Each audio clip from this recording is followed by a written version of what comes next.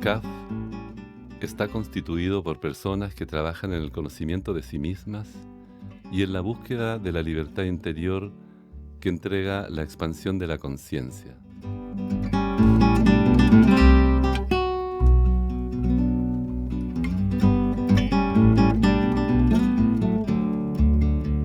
Y la invitada es Ana Elena Schall. Ella es doctora en educación y ha dedicado 30 años de su vida a servir a través de la educación. Actualmente se desempeña como líder de educación digital en el Trinity College de Dublín, en Irlanda.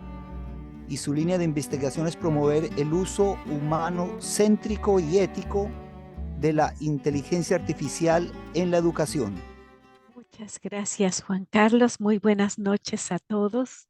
Les saludo espiritual y físicamente. Es un agrado estar de nuevo entre ustedes. Gracias por invitarme a dialogar. Esto más que una conferencia es un diálogo. Sí. Y hemos nombrado a esta conversación inteligencia artificial, que en realidad es inteligencia artificial, la generativa, la que genera los textos, que en inglés nosotros le llamamos Gen AI. Para tratar de abrir la conversación, pues yo pregunto, ¿quién es el inteligente? Y he decidido entonces así abrir este espacio con esta presentación. Y lo que vamos a hacer en media hora es algo muy ágil. Lo primero es un breve repaso de lo que hemos dicho en los dos diálogos anteriores. Luego vamos a definir qué es cómo se define la inteligencia artificial y cómo funciona. ¿Qué puede y qué no puede hacer hasta ahora? Y luego les voy a contar por qué. ¿Qué impacto tiene esta Generative AI en nuestras vidas? ¿Dónde nos encontramos en el camino de la evolución espiritual y por qué? ¿Cómo se explica la aparición de toda esta tecnología dentro de esta cosmología espiritual? Y al final vamos a hablar de cómo podemos empoderarnos para ser nosotros los inteligentes que manejan la inteligencia artificial. Entonces, lo primero que quiero hacer con ustedes es un rapidísimo recorrido. En 2021, nosotros hablamos si podíamos humanizar la tecnología o si nos transhumanizábamos. Y si ustedes recuerdan, establecimos los principios de lo que hoy se conoce como la cuarta revolución industrial. Muy extraño porque en realidad es tecnológica, pero le han llamado así la cuarta revolución industrial. Y yo les compartí hace 2 años que ellos, o sea, que el informe del Foro Económico Mundial estábamos en plena pandemia y ellos hicieron un informe donde comparaban los países de la Comunidad Europea y de la Unión Europea, donde ustedes también forman parte de la OSD, y veíamos que Chile tenía un alto riesgo de, eh, de tener importantes cambios debido a la aparición de la inteligencia artificial y que el nivel, que es el puntito que se ve en medio del gráfico, que señala el nivel de capacidades digitales, o sea, de competencias digitales que tenían las personas para enfrentar la disrupción de una nueva tecnología como esta, eran más bajas que en otros países. Y discutimos sobre ello y nosotros definimos lo que hicimos fue explicar la definición de lo que era el transhumanismo y discutimos mucho sobre si era ético o no y cómo podíamos realmente humanizar la tecnología en vez de transhumanizarnos. Y como un elemento crítico de hace 2 años, conversamos entre todos que había que huir tanto de la tecnofobia como de la tecnofilia acrítica. Y yo aquí quiero destacar la palabra acrítica, porque en realidad eso es el peligro que nosotros podemos tener si no utilizamos la tecnología de esa manera. Finalmente nos preguntamos si se podía humanizar la tecnología y en aquella ocasión dijimos que sí. Y luego pasó un año, pasamos la pandemia y nos volvimos a encontrar y discutimos qué ha ocurrido en el último año y cuál era el camino que parecía perfilarse en aquel momento. Y si se acuerdan, hablamos de todo este movimiento de el proyecto Neuralink, que es la transhumanización, que es incorporar tecnología en el cuerpo humano para resolver, eh, eficientar funciones humanas o resolver problemáticas. Hablamos de la inteligencia artificial, como lo pueden ver en la flechita rosa, y cómo eso iba a transformar el mundo laboral. Luego la dimensión mental y la emocional. Y nosotros para el 2022 analizamos que precisamente era la inteligencia artificial la que iba un poco a la cabeza de los riesgos que podríamos estar enfrentando en un futuro a corto plazo. Bueno, ya estamos allí. Finalmente, lo que concordamos en nuestro segundo encuentro era que íbamos a promover desde nosotros la forma en la que consumíamos y la forma en la que utilizábamos la tecnología, íbamos a promover un uso ético de la misma.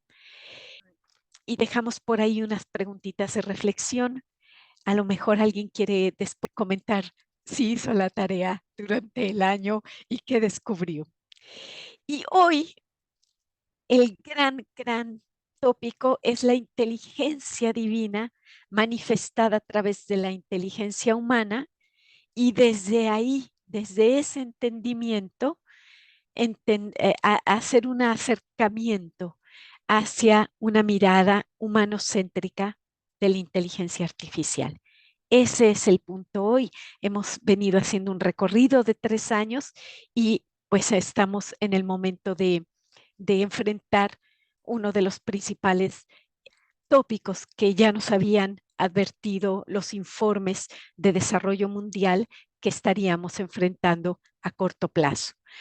Por lo tanto, vamos a definir lo que es la Generative AI o la inteligencia artificial generativa, y es una inteligencia artificial basada en patrones que modelan grandes, pero enormes cantidades de información que está disponible en Internet.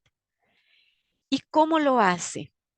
Se programa un patrón y sobre ese patrón se hace que la máquina, que las computadoras trabajen de tal manera que sobre ese patrón puedan ir creando otros patrones, y a eso se le llama deep learning o aprendizaje profundo, que no tiene nada que ver con el aprendizaje humano.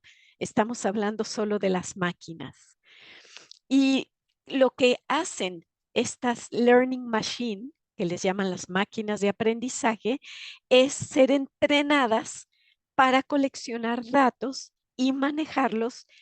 Pero cuando les digo datos, imagínense millones y millones de datos que hay en Internet, poderlos procesar y generar algo nuevo, que en realidad no es nuevo porque está sobre los patrones de lo que ya existe en Internet, pero que aparece nuevo por la forma en la que está creado. Y esto puede ser texto, puede ser un video, pueden ser imágenes, puede ser cualquier formato de los que ya tenemos en Internet. Y eso hace, nos preguntemos, bueno, ¿y quién hace esas variables? ¿Quién hace esos parámetros?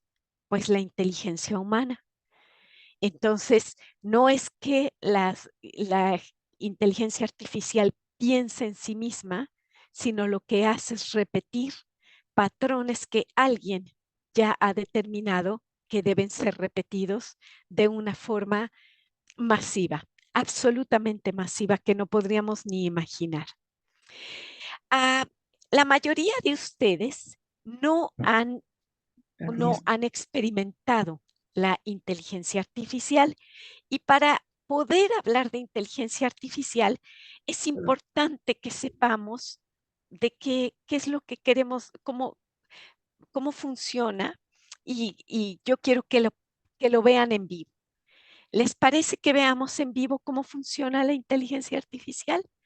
Bueno, ¿pueden ver mi nueva pantalla ahora? ¿Pueden mirar la pantalla de ChatGPT? Sí, Sí, perfecto. Entonces, ChatGPT es una forma de inteligencia artificial generativa. Y lo que esta plataforma lo que hace es que uno coloca una instrucción que se llama prompt. Uno coloca la instrucción sobre lo que quiere que se genere el texto, y esta plataforma va y busca todas partes y nos escribe lo que le estamos preguntando. Así que denme una idea de qué es lo que les gustaría que preguntáramos. Solo un ejemplo para que vean cómo funciona. Entonces, claro, me dice, estoy aquí para ayudarte. ¿En qué puedo asistirte hoy? Dame una referencia de CAF en el mundo. Va a ir a buscar. Entonces dice, hasta mi última actualización en enero del 22, CAF puede referirse a diferentes organizaciones o conceptos en el mundo, y la información específica ha cambiado desde entonces. Sin embargo, una posible referencia podría ser la comunidad del Arca de la Fraternidad Humana, CAF. Es una comunidad espiritual que tiene su origen en América Latina y se enfoca a la promoción de valores humanos, la fraternidad y la búsqueda de trascendencia espiritual. Te recomendaría verificar más la información de CAF. Bueno, es así como funciona. Si nosotros le pidiéramos, dame una lista de los principales conflictos entre Israel y Palestina, ahora que tenemos una guerra en ciernes, y ahí empieza a escribirme y me da en 1948 y sigue y sigue y sigue. Esto es, esto es la inteligencia artificial generativa. Voy a dejar de compartir, solamente quería que ustedes lo vieran en vivo cómo es que funciona esta tecnología y qué es lo que se puede lograr con ella. Por supuesto, toda la educación, especialmente las universidades, pues se sintieron profundamente ah, afectadas con la aparición de esta tecnología, porque ellos, todos pensamos, pero más otros, que esto venía a afectar y a cambiar profundamente la educación, porque los chicos ahora pueden preguntarle a la inteligencia artificial, escríbeme la tarea, y escribe la tarea. De hecho, hay una experiencia de un profesor de una universidad muy reconocida aquí en Europa, que tomó todos los exámenes que él aplicaba, los metió a ChatGPT, y las respuestas que obtuvo le hubieran podido dar el grado al profesor en esa universidad. Entonces, ¿qué es lo que está promoviendo la aparición de esta tecnología, por lo menos en educación? Pues es repensar el tema de las evaluaciones. ¿Qué es lo que más importa evaluar a nuestros estudiantes y cómo queremos hacerlo? Bueno, eso es la inteligencia artificial generativa. Y lo que puede hacer, pues, es crear contenido, se dice original, pero como ya les demostré, no es que sea original. Le llaman original a esta forma de escritura que apareció en la pantalla, o al nuevo video, o a una canción, o a imágenes. Todos estos chats, cuando ustedes se meten, por ejemplo, a comprar un boleto de avión, en general, o un auto, en general ya les aparece un chatbot automático que dice, hola, ¿en qué puedo ayudarle? Y aparentemente tiene la cara de una persona, pero en realidad es pura tecnología, y usted, de acuerdo a la pregunta que usted ingresa, empieza a buscar en todas las preguntas frecuentes de los patrones con los que está eh, automatizada ese chatbot, y entonces entrega la respuesta del cliente. Entonces, esto es en teoría, o sea, en síntesis, si nosotros nos preguntáramos qué es la inteligencia artificial generativa, esto es la inteligencia eh, artificial generativa y es así como funciona. Entendiendo esta definición y esta forma de funcionamiento, necesitamos también comprender cuáles son los riesgos que trae esta tecnología.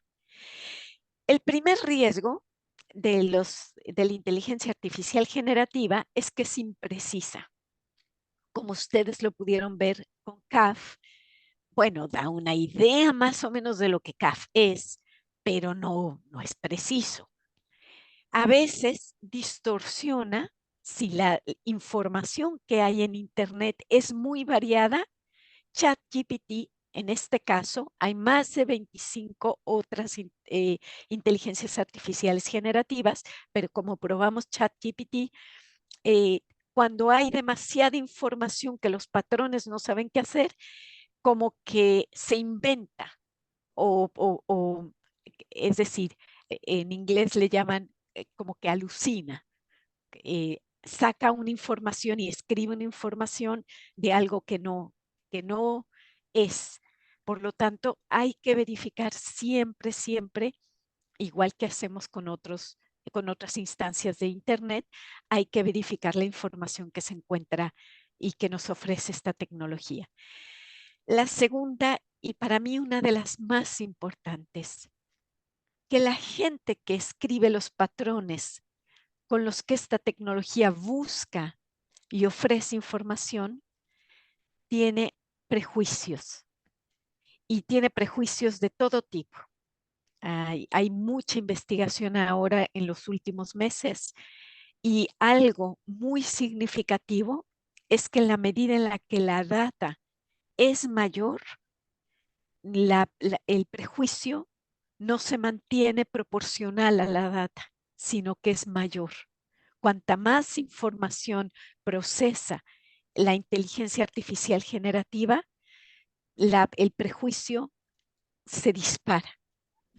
Entonces, eso es importante porque, por ejemplo, cuando uno pregunta no a ChatGPT, pero a Bing, y lo hicieron en una exposición, que cuál era la mejor representación de los irlandeses, pues aparece una persona bajita, sin pelo, barbón, con una cerveza, con un tarro de cerveza en la mano y cantando muy feliz. Y eso es pues un estereotipo. Y como ese estereotipo, hay otros estereotipos mucho más grotescos y mucho más dolorosos eh, que ese. Por ejemplo, le preguntaron que cómo representaba un soldado norteamericano y la imagen aparece un soldado orando. Y luego le preguntan cuál es la imagen de un niño en Oriente Medio y aparece un chiquito con un rifle. Y todos esos son prejuicios, prejuicios, prejuicios que están detrás de esta tecnología. Por lo tanto, hay que ser muy cuidadosos con lo que leemos y cómo lo leemos. La tercera es que no razona. O sea, no, la expresión inteligente es porque es capaz de hacer masivamente algo con la información. Pero si tú en cualquier momento, cualquiera de ustedes le pregunta, por ejemplo, si uno utiliza Chat PDF, que es una inteligencia artificial que lee papers, y en vez de leerse uno 25 páginas de un paper, pues se lee o 12, se le da a uno el abstract, los mejores resultados de la investigación y la conclusión. Y cuando uno hace eso, salta, no es preciso. Y uno le pregunta, ¿qué es mejor en base a los resultados de este paper? Y siempre contesta lo mismo. Yo no puedo darte una opinión porque no estoy programado para dar opiniones. Entonces, todo lo que tenga que ver con pensamiento crítico, con evaluar información, con juicios éticos y de valor, no van a funcionar con esta tecnología porque, porque no está programada para ello. Y finalmente, el riesgo de la privacidad y el propósito. ChatGPT y las otras herramientas que tenemos hoy, imagínense, ChatGPT fue lanzado en noviembre del año pasado. De noviembre a hoy hay más de 25 versiones distintas de esta tecnología en todo el mundo y esto es solo la punta del iceberg. Van a seguir apareciendo muchos. El tema es que detrás de esta tecnología no es neutral como ninguna, pero esta más. Ninguna es neutral, pero esta es menos neutral que las otras y además pertenece a empresas de lucro. ¿Y qué quiere decir eso? Quiere decir que toda la información que se mete a ChatGPT, por ejemplo, ahora que yo pregunté por CAF, esa consulta ya la guardó. Y si alguien vuelve a preguntar por CAF, va a venir a recoger parte de lo que de esa consulta hice. Entonces, cuando los profesores están ahora metiendo sus preguntas de los exámenes a ChatGPT para ver si ChatGPT puede responder los exámenes, lo único que estamos haciendo es inundando con más información y más información. Estamos como alimentando la máquina. Si la queremos usar, está bien, pero hay que estar atentos de que este es uno de los riesgos que tenemos. Y el propósito, pues es que las empresas son empresas y ellos tienen una función que tiene que ver con el negocio y los datos de los usuarios y la privacidad de los usuarios no está bien resguardada. Por lo tanto, hay muchas dificultades e implicaciones detrás de esta tecnología, como identificación de las personas por su voz, por su imagen, por que a lo mejor uno podría no autorizar, pero que cuando uno usa esta tecnología, pues va quedando la información y no hay claridad de qué se va a hacer con esa información. Yo le pregunté, y este es para uno de nuestros participantes que antes de empezar el diálogo dijo, bueno, yo quisiera saber si la inteligencia artificial tiene alma. Bueno, yo le pregunté a ChatGPT qué no podía hacer. Y ChatGPT me dijo, yo tengo un conocimiento limitado, tengo una falta de comprensión profunda de la información que estoy dando y sobre todo, y la que más me gustó, no tengo emociones ni conciencia. Aquí está la respuesta a tu pregunta. No hay nada humano detrás de esta tecnología. Nuestras capacidades y nuestro potencial humano sigue intacto a pesar de la disrupción de esta tecnología. Y esto me lo dijo el mismo ChatGPT. Diríamos que lo hice caer en su propia trampa. No. Era solo un ejercicio para ustedes. Ahora, ustedes podrían preguntarse, bueno, ¿y qué impacto tiene toda esta inteligencia artificial generativa en nuestras vidas?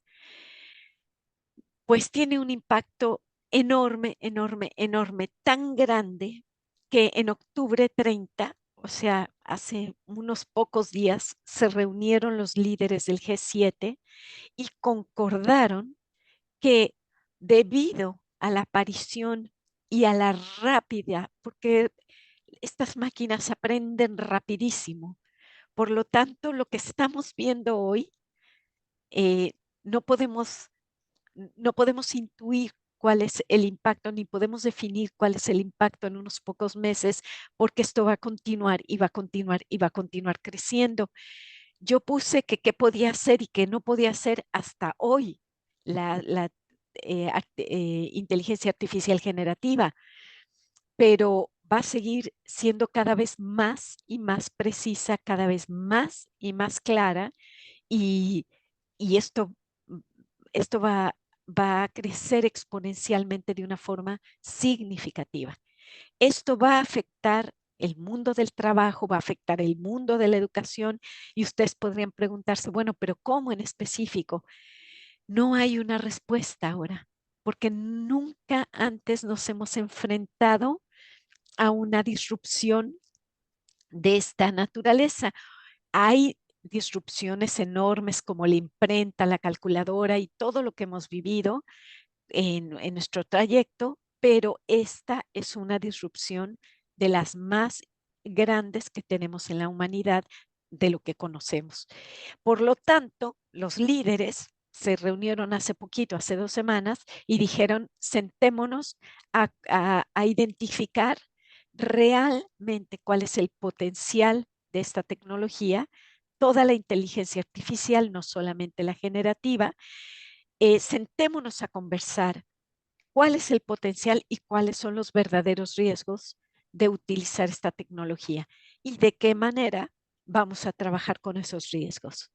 ¿Qué le vamos a exigir a esas empresas que están generando esta tecnología y cómo tienen que responderle al mundo y a los ciudadanos del mundo con la información que ellos manejan? Ustedes se acuerdan que nosotros hablamos del riesgo del empleo una vez empezando a aparecer la inteligencia artificial. El último informe que sacó la OSD hace 2 meses señala que el impacto de la inteligencia artificial todavía no es significativo en el empleo y que millones de empleos van a aparecer en el corto plazo, así como millones van a desaparecer. El tema es que tenemos muy claro cuáles podrían desaparecer y cuando se le pregunta a las autoridades y cuáles son esos millones de empleos que van a aparecer, pues no hay claridad. Porque en verdad, eh, cuando yo les digo que no sabemos, en realidad no sabemos cuál es el impacto y el potencial de estas máquinas aprendiendo de una forma rapidísima millones y millones de datos en el mundo. Y como eso, bueno, esto fue lo que comentamos y eh, se le preguntó a los trabajadores en este informe de hace 2 meses, pues qué tan preocupados se sentían con la aparición de la inteligencia artificial y su trabajo. Y como ustedes pueden ver allí, pues desde el 60% hasta el 60% de los trabajadores se sienten desde más o menos preocupados hasta profundamente preocupados por el impacto de esta tecnología en nuestras vidas. Es decir, eh, es importante que los líderes y nosotros podamos entender primero de qué se trata y segundo, eh, cómo podemos navegar con esos riesgos. Y esta imagen, pues precisamente lo que trata de mostrar es si vamos aliados con la tecnología, con esta inteligencia artificial y vamos a realmente ser capaces de hacerla trabajar para el servicio de lo humano o si esos puños en vez de ser de amigos, pues es un poco como la lucha entre la tecnología y lo humano, que siempre va a estar allí, siempre va a estar allí, pero que nos depende también del humano ponerla en su lugar y darle el uso que corresponde. Eh, Como yo les comentaba, se desconoce el impacto real de la inteligencia artificial y de la inteligencia artificial generativa en nuestra forma de organización, de estructura y de vida. Por lo tanto, es algo a lo que tenemos que seguir atentos y tenemos que seguir descubriendo cómo hacernos cargo de lo que estamos creando como chispa divina y como manifestación divina en este planeta. Y finalmente, ¿dónde nos encontramos en el camino de la evolución espiritual y su relación con la inteligencia artificial? Y es aquí donde se abrazan de nuevo, pues, estos dos grandes temas. Les recuerdo que también ya habíamos conversado previamente que hemos dicho que el ser humano, a diferencia de la tecnología y de la inteligencia artificial, nosotros sí tenemos emociones y sí tenemos conciencia. y la tecnología no lo tiene. Segundo principio que conecta el tema tecnológico con el tema espiritual es que nuestra alma es eterna y que somos un espíritu en experiencia humana. Y con estos tres puntales espirituales, les voy a invitar a algo muy hermoso que descubrí estudiando cosmología india. Un gran maestro, Sri Yukteswar, escribió un libro que se llama El libro de la ciencia sagrada. Y este libro explica que Dios, para ellos Brahma, respira y que cada respiro de Dios, por supuesto, es una analogía, cada respiro de Dios son 24,000 años como los conocemos los humanos. Entonces, cuando Dios inhala, son 12,000 años de evolución y cuando Dios exhala, son otros 12,000 años. Y cada uno de este movimiento descendente y ascendente tiene también eh, fracciones o secciones. Y de acuerdo a la cosmología india, nosotros nos encontramos en el Dwapara Yuga, que es donde está la flechita ahí rosada. Y si ustedes observan la tabla, pues está contando Trita, que es Satya, desde el 11,501 antes de nuestra era. O sea, va muy, muy, muy atrás esta cosmología india y se extiende durante 24,000 años hasta el 2499 de nuestra era. Y lo más lindo, y ahí robó mi corazón, cuando investigamos qué es el Dwapara Yuga, es desde el 1699 de nuestra era y dura 2,400 años. Y no me van a creer cuáles son las cualidades de Dwapara Yuga. Tienen que ver con el descubrimiento y el uso de la electricidad y de la fuerza atómica. Y ahí estamos nosotros. La cosmología india dice que después vamos a entrar porque vamos ascendiendo, vamos en el expiro de Dios ascendiendo, y la cosmología india dice que vamos a llegar a una etapa de desarrollo de la era mental y después finalmente a la iluminación. Y entonces Dios vuelve a respirar.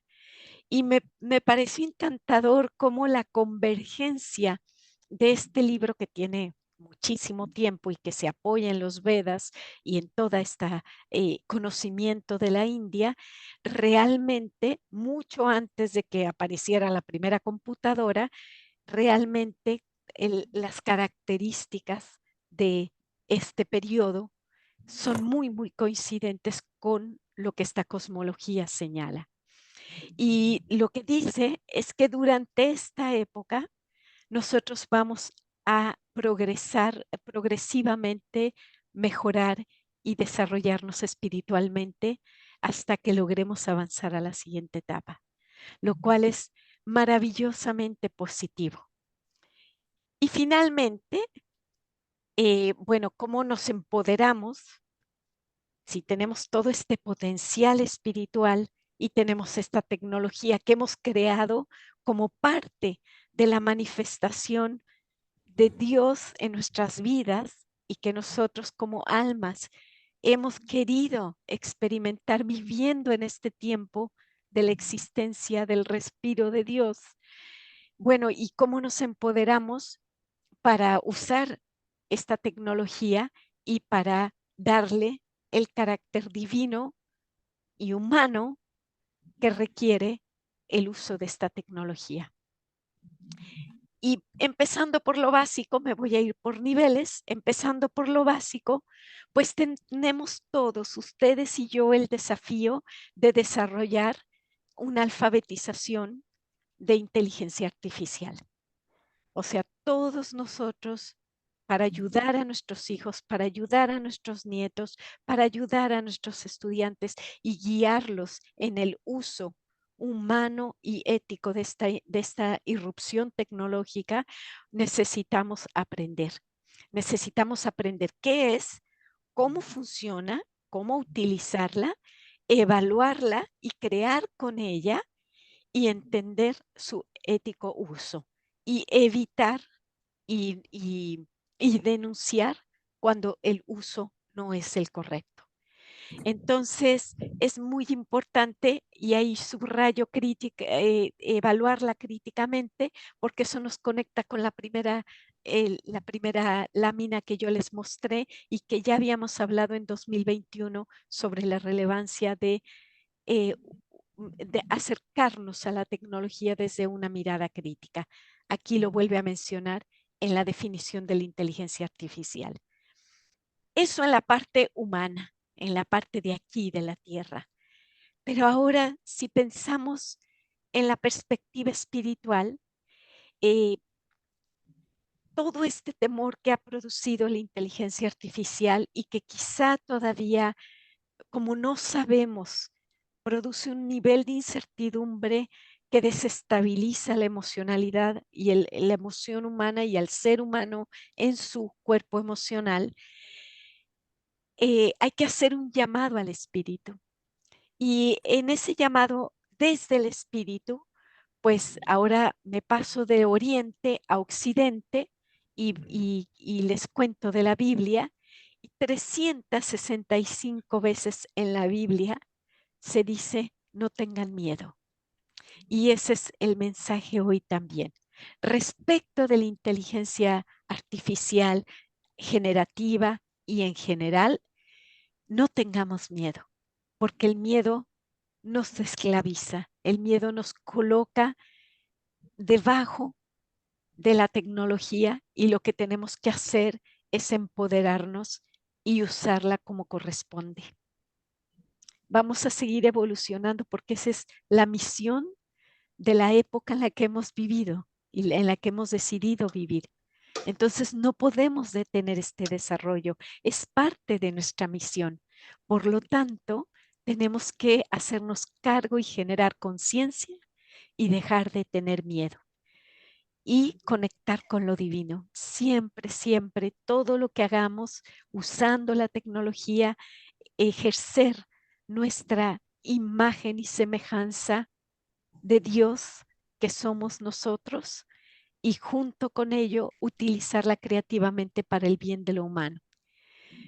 Y finalmente, bueno, la idea fuerza después de todo esto es que nosotros somos una chispa, un nodo como el que ustedes tienen ahí en la imagen, un pequeño nodo entre toda esta gran matriz maravillosa y perfecta que es la conciencia de Dios y que desde esa conciencia somos nosotros quienes manifestamos esta nueva tecnología y quienes podemos utilizarla correctamente para mayor manifestación de lo espiritual.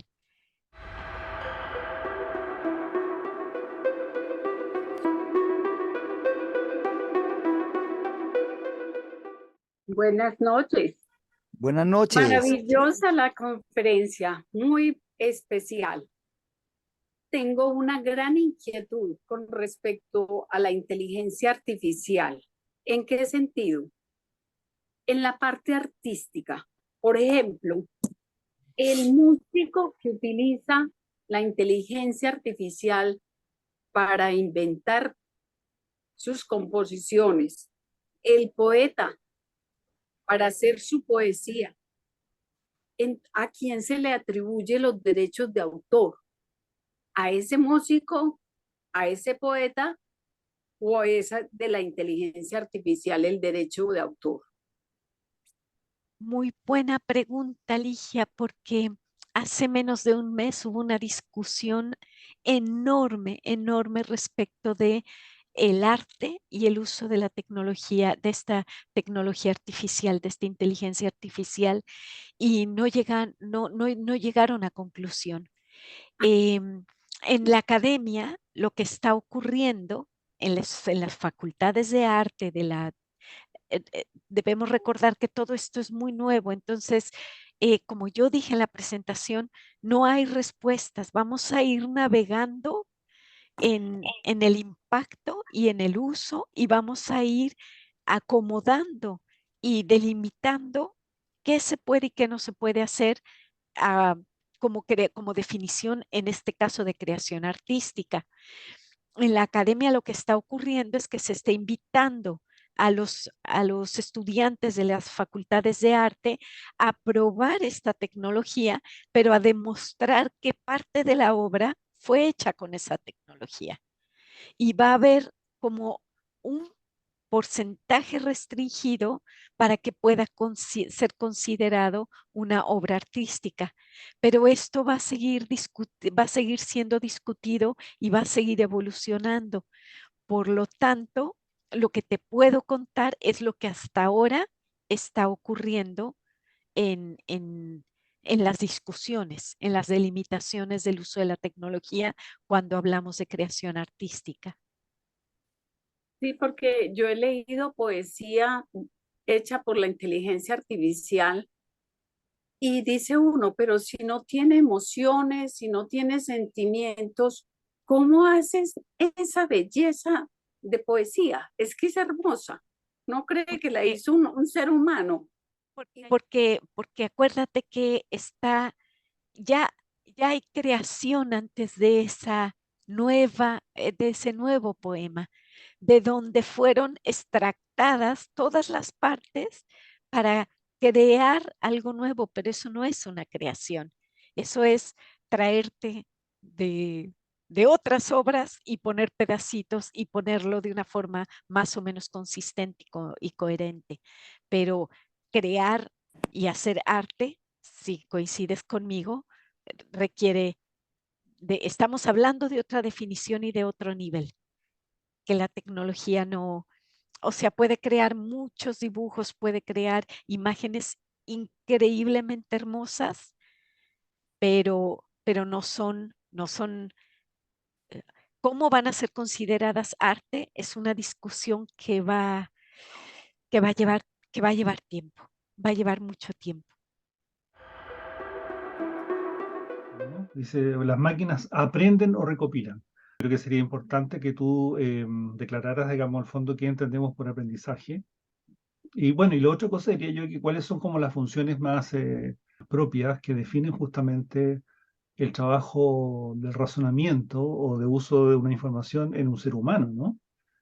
O sea, porque yo creo que ahí está como puesta la distinción. Es que cuando yo escuché la primera vez el concepto de aprendizaje profundo en las máquinas y estas learning machine, pues claro, yo creí que tenía que ver con mi disciplina, y luego me di cuenta que en realidad, eh, si entendemos y definimos el aprendizaje como una actividad de la conciencia humana que permite la adquisición de conocimiento y de experiencias y reflexiona sobre ellas para seguir construyendo conocimiento, y en ello va la experiencia. Cuando hablo de conocimiento no solo hablo de intelecto, hablo de un conocimiento desde la perspectiva epistemológica más general. La máquina no puede hacer eso. De hecho, por eso llamé la conferencia o la charla, ¿quién es el inteligente?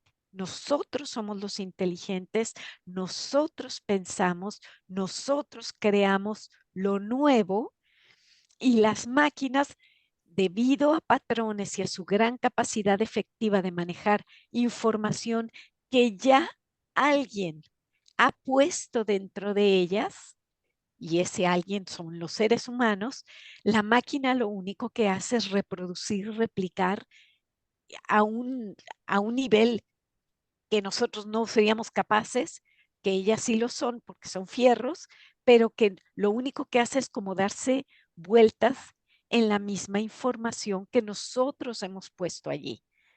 Claro, cuando uno habla de investigación, por ejemplo, millones y millones de papers con tremendo conocimiento que se necesitarían 8.000 vidas para leer todo lo que hay ahora de avance en solo una ciencia. Bueno, la máquina lo que puede hacer es procesar eso sin desgastarse y trabajarlo, pero no es que esté creando ciencia ni nada. Lo que está haciendo es utilizar los mismos datos y la misma información según los patrones que una persona inteligente ha programado para que la máquina haga. Entonces, yo hablaría, bueno, ellos lo han definido, los ingenieros en computación habrán definido las máquinas de aprender, porque lo que hacen es que estos patrones se autorreplican y por lo tanto a eso lo han llamado aprender. Pero cuando hablamos de aprendizaje humano, estamos hablando de conciencia, estamos hablando de pensamiento crítico, de capacidad de razonamiento, de capacidad de evaluación, de capacidad para tomar decisiones basados en evidencia, y estamos hablando de cosas totalmente distintas, y por lo tanto el nombre de inteligencia artificial, la parte de inteligencia, pues me parece que queda grande para el tipo de tecnología. Los científicos están discutiendo hoy porque usted me puede escuchar a mí con esta definición, pero yo tengo colegas en la universidad que me dicen que yo estoy equivocada, que eso sí es inteligencia, pero está bien, porque vivimos en una sociedad diversa y depende de qué epistemología está usted utilizando. Bueno, es la explicación, y para ellos su epistemología es la epistemología de la repetición y ellos nombran a eso aprender.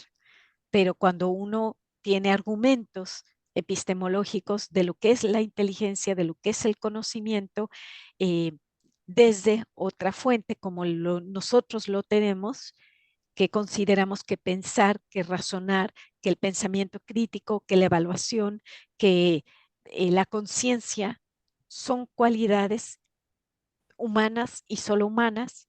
eh, bueno, estamos hablando entonces de dos niveles completamente distintos cuando hablamos de aprendizaje y cuando hablamos de inteligencia.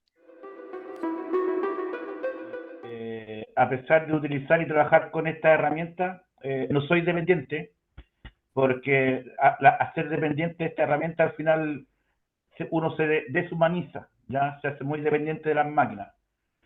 Y que a mí lo que me preocupa es el mal uso que le da a las personas, por ejemplo, usted dice, uno no tiene que tener miedo. Aquí, por ejemplo, ya han habido, ¿cómo se llama?, comentarios con respecto al miedo. Yo, en lo personal, no tengo miedo porque yo tengo una base sólida, pero sí la preocupación con respecto a las personas, a los otros, ya donde hay ahí, por ejemplo, gente que no tiene una buena formación, y que a ellos considero, ¿cómo se llama?, que esto tiene que ser hay que planificar una educación integral en todos los contextos. Llámese el tema, ¿cómo se llama?, de los recursos, la educación, la parte espiritual, el no hacer daño, porque la herramienta es fantástica, pero, por ejemplo, el uso que se le da puede ser muy nocivo, muy dañino. Por ejemplo, en estos días salió la noticia, ¿cómo se llama?, que un chileno creó un tema de un cantante rapero famoso, y que solamente con la inteligencia artificial, ¿cómo se llama?, lo suplantó. Quedó un disco nuevo con la voz de todo. El artista quedó destrozado. Con respecto a las famosas fake news, ya antiguamente la noticia se podía detectar que eran burdas a veces porque la escritura era mala, la presentación de la gráfica era, como se llama, deficiente. Pero ahora, por ejemplo, toman un video, toman el audio, por ejemplo, toman un contexto, y se puede crear, ¿cómo se llama?, una problemática mayor. Antiguamente la gente le tenía miedo, por ejemplo, a las grandes potencias por el tema de la bomba atómica, que no apretaba el botón. Ahora imagínese un líder que vea un video de un, por ejemplo, de un contrario amenazando y es una noticia falsa, podría ser catastrófico para todos. Entonces yo pienso que el tema de la educación integral es fundamental actualmente, ¿cómo se llama?, para la sociedad. Eso. Completamente de acuerdo, don Víctor. Yo creo que desarrollar las competencias, como mencionábamos en la presentación, necesitamos alfabetización de letras, alfabetización digital y ahora alfabetización de inteligencia artificial para poder usarla correctamente.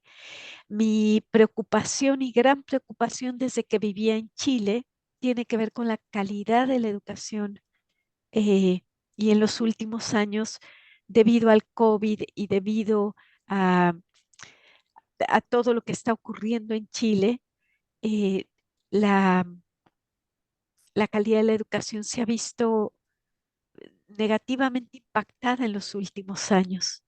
Y esto hace que las brechas se vuelvan mucho más grandes entre Chile y los niños de Chile y los jóvenes de Chile con el resto, con otros niños y otros jóvenes de otras partes del mundo.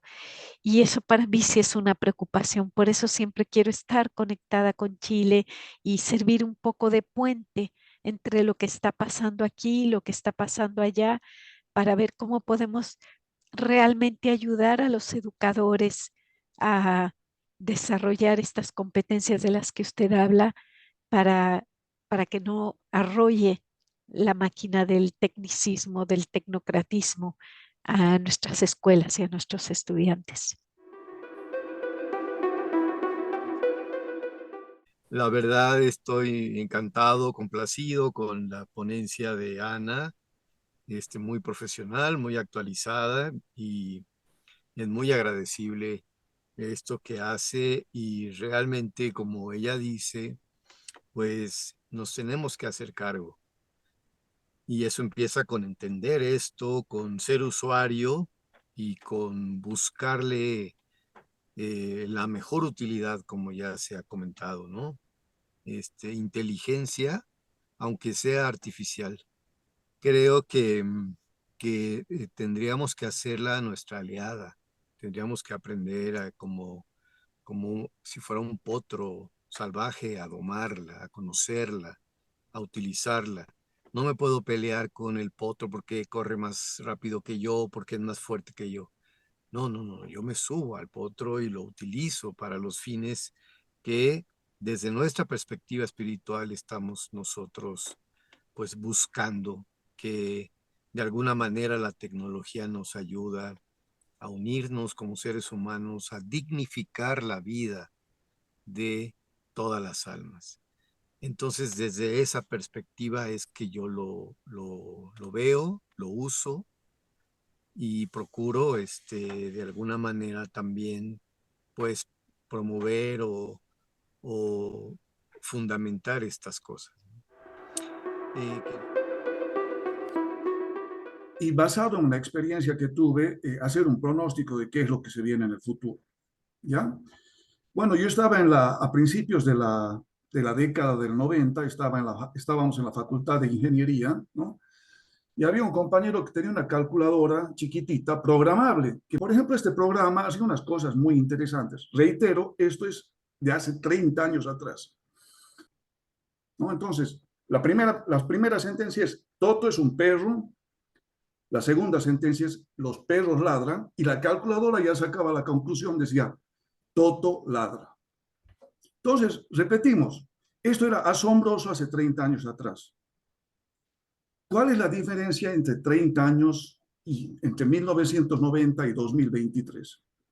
Ahora estamos hablando sobre inteligencia artificial desde nuestras casas, a través todos de un computador o de un celular, dando por sentado que tenemos un potencial de cálculo, un potencial de cómputo abrumador. Yo digo, traigamos el ejemplo del perro Toto de 1990 y multipliquemos esa capacidad de cómputo por 10 millones, por 100 millones en velocidad, en capacidad de manejo de datos, Y eso es lo que hace la inteligencia artificial. Es una estrategia informática de encajar datos, de descubrir patrones, que nos está permitiendo hacer muchas cosas revolucionarias ahora, hoy por hoy. Entonces, ¿qué es lo que quiero decir? La inteligencia artificial es una herramienta que ha venido para quedarse y cada vez se va a incrustar más y más en nuestros hogares. Entonces, yo quisiera extrapolar esta situación de la inteligencia artificial de aquí a 10 años, a 20 años, a 30 años. Es una herramienta informática muy poderosa y el que no sepa utilizarla, el que no sepa aprovecharla, se va a quedar rezagado. Es interesante que nos está haciendo replantear la inteligencia artificial qué es ser inteligente, qué es ser moral, qué es ser ético, qué es ser espiritual, ¿no? Entonces, creo que estas cosas son bienvenidas porque van a implicar un avance en el pensamiento epistemológico de la sociedad. Estas cosas, repito, estas son herramientas. Las herramientas son eso, herramientas. Son buenas o malas dependiendo qué uso le dé el usuario.